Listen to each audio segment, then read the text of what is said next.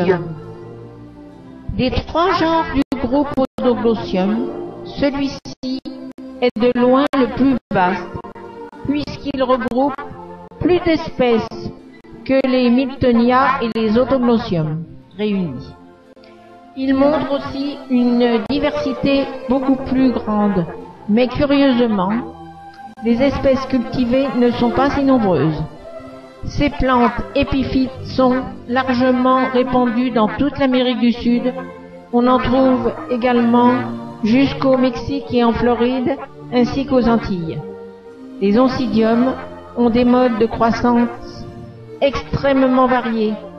Il y a ceux qui ont des pseudobulbes, verts semblables à ceux des Odoglossium, mais produisant de très longues hampes florales avec des fleurs petites et curieusement dessinées, aux grands labels très décoratifs. Les jaunes d'or vifs et les teintes automnales, brun, bronze prédominent. Un autre groupe bien connu est celui des oncidiums à feuilles épaisses, aux feuilles érigées, rigides, très souvent solitaires. Leurs pseudobulbes réduits sont à peine reconnaissables. Ils produisent de grandes tiges florales qui portent à leur extrémité un nuage de fleurs jaunes vifs.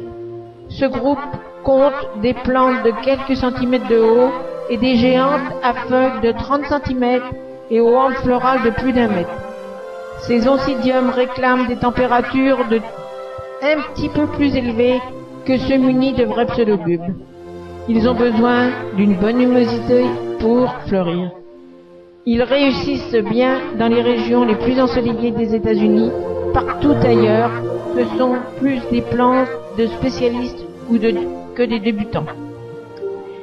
Ce sont des plantes vigoureuses qui ressemblent à de grands Odoglossium, aux longues hampes florales parfois ramifiées.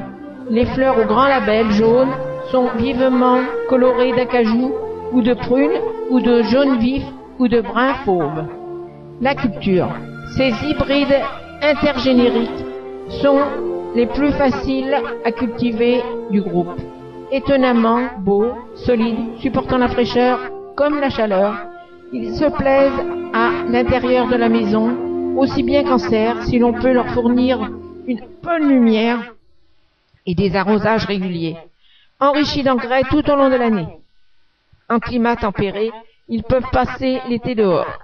Cela favorise l'émission de pousses vigoureuses qui permettent année après année une floraison spectaculaire. Les oncidiums, comme la plupart des hybrides complexes du groupe des Odoglossium, ont un cycle de 9 à 10 mois. C'est le temps qu'il faut à la plante pour produire un pseudobulbe et fleurir avant que la nouvelle pousse de la saison démarre. On rempote lorsque c'est nécessaire, juste au début de la nouvelle période de croissance, en évitant les mois les plus chauds ou les plus froids. Vous pouvez rempoter une plante au printemps ou à l'automne, tant qu'elle n'est pas en fleurs.